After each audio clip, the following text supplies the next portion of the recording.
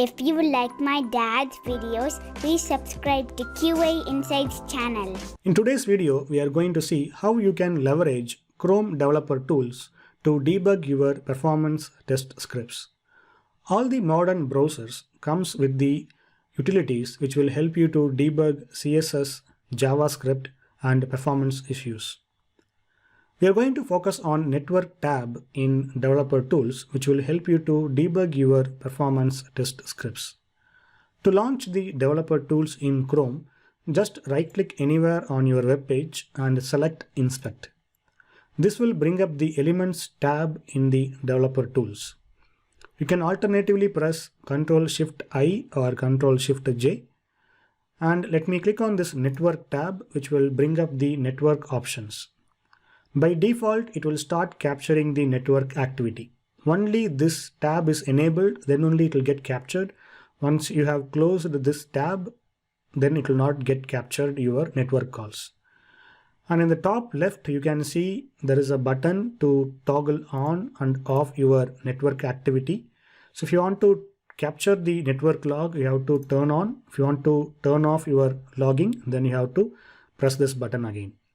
And if you want to clear all your captured requests, you can just click on this clear button. Now it is displaying blank information because we have not captured any requests. To start capturing your request, you have to hit refresh your web page.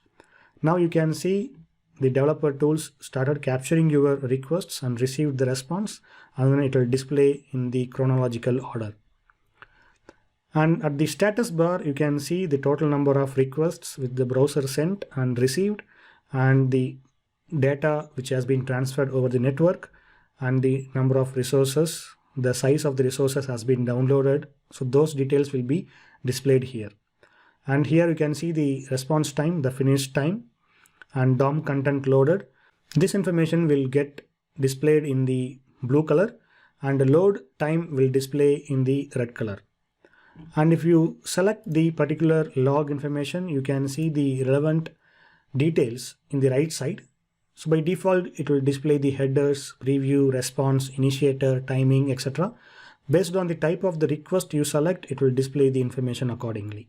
So now let me click on the first request, onlineboutique.dev, and here it will display the headers. So if you just scroll down, you can see the requests and response information, header information. And if you select preview, it will display the basic rendering of your page, and response will display the type of response which you have received. And if you want to pretty print this information, you can toggle this button on. Or if you want to turn off, you can just click on that button again. Initiator will display the initiator details, basically what caused this particular request to be initiated. And timings will display the slices of your requests. So basically it will display the duration for each type of activity, queuing, stalled, DNS lookup, etc. And cookies will display the key value pair of your cookies and other details. And if you select this another request, you can see there is no cookie option because this is the resource. And if you want to close this information, you can just click on this close button. And at the right side, you can see there is a column called waterfall, which will display the information in the visualization. So if you just hover over your mouse, you can see the timing slices. So again, if you want to see the explanation, you can just check this, click on this link, which will take you to the right page. And if you want to configure this table, you can right click on the header and you can toggle on or off based on the information you want to see. And you can sort by name, status, etc. And if you want to configure some response headers, and if you want to configure the waterfall, you can do that by right clicking on the table header. Now let me press escape, and now let us review some of the options available in this particular tab. And if you want to clear this log, you can just click on this button, which will clear everything. And if you want to start capturing, you have to refresh this page. And if you want to filter based on certain aspects, you can toggle on this filter icon. So whenever you toggle on, it will display the filter options. If you want to toggle off, you can just press this button again. If you want to filter based on certain attributes, you can make use of this filter text box. So assume that you want to filter only the domain which is ending .dev. So here you can start typing the keyword domain : and you can write your regex star.dev. and it will display only the requests which are ending .dev. If you want to see the requests say .com, you can just enter .com. It will display the only the requests which are ending the .com.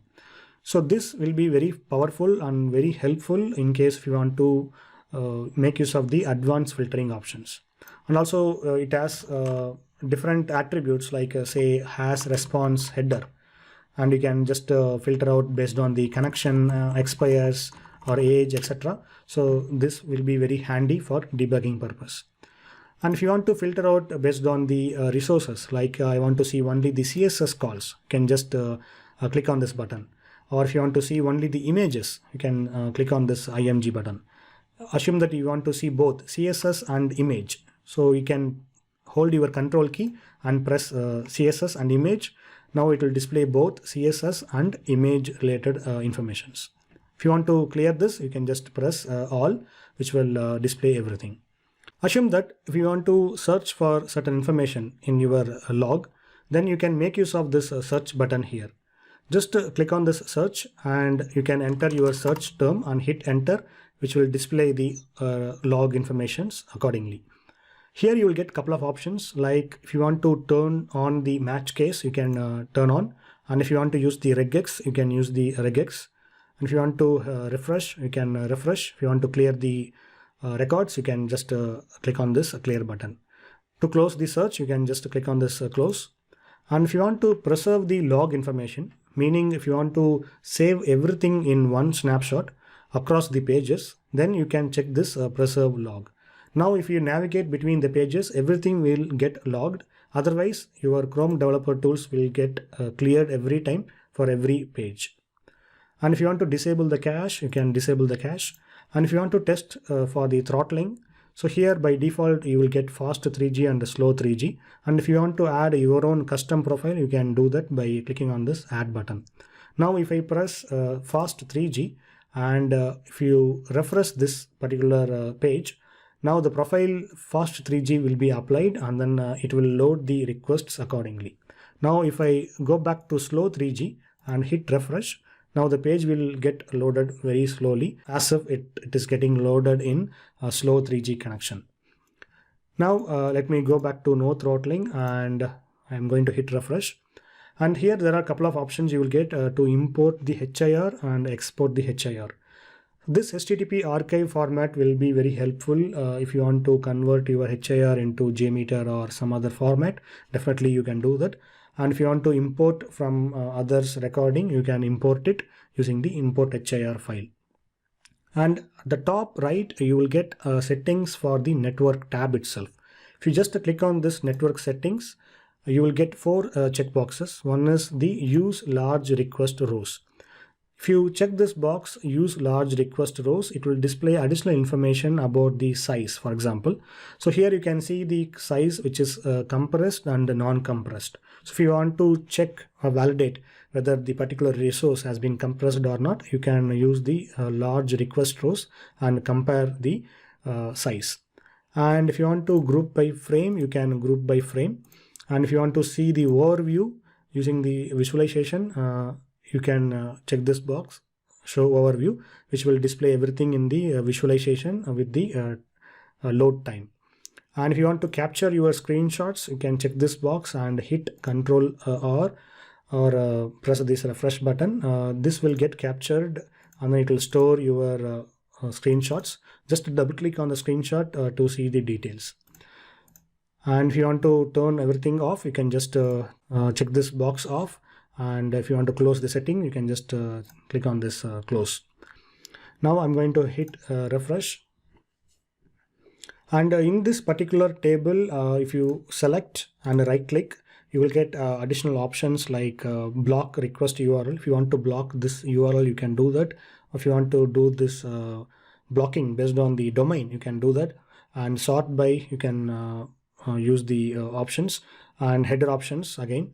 And if you want to copy as curl, copy as PowerShell, or copy as fetch, so everything you can do by right clicking on the sample request, and you can go with the copy options. So now let me show you how you can block your requests. So assume that you want to block all your images. So I don't want to see these images in my load. So what you can do, you can press Ctrl Shift P and search for block requests, show network request blocking, and select this. And here you can add your rules. So here I'm going with say jpg and hit enter. Now if I refresh this page, all the images will be gone. And here if you want to block say star.css, now the cascading style sheets will be gone. So now the site will look ugly. So if you want to disable this blocking, and you can just clear everything off, and you can see all the requests in red color which has been blocked by your network rules. So here you can see the reason, status as blocked by DevTools. Now let me close this and hit refresh. Now the site will be back to normal. So what I do is whenever I want to debug some performance aspects, what I do, I just compare my browser requests with my tool request. So here I'll start with header information. I just compare with my request headers and response headers with my tools. Assume that I have a script in JMeter, and I run my script and I do the navigation manually in the browser, and I compare head to head whether the browser requests header and the information, everything is matching with my JMeter requests and response.